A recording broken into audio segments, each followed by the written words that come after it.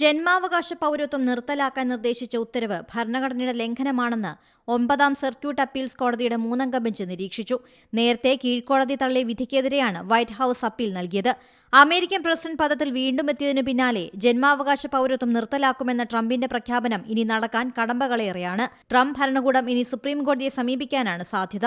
ജന്മാവകാശ പൗരത്വം സംബന്ധിച്ച ഉത്തരവ് നടപ്പായാൽ താൽക്കാലിക ജോലിയിലോ ടൂറിസ്റ്റ് വിസയിലോ എത്തിയ മറ്റ് രാജ്യങ്ങളിൽ നിന്നുള്ള പൗരന്മാരുടെ കുട്ടികൾക്ക് ഇനി അമേരിക്കൻ പൗരത്വം ലഭിക്കില്ല. നിലവിലുള്ള രീതി അനുസരിച്ച് അമേരിക്കയിൽ ജനിക്കുന്ന കുട്ടികൾക്ക് ജന്മാവകാശമായി പൗരത്വം ലഭിക്കും. ട്രംപിന്റെ കുടിയേറ്റ വിരുദ്ധ നടപടികളുടെ ഭാഗമായാണ് ജന്മാവകാശ പൗരത്വത്തിനും നിരോധനം വന്നത്.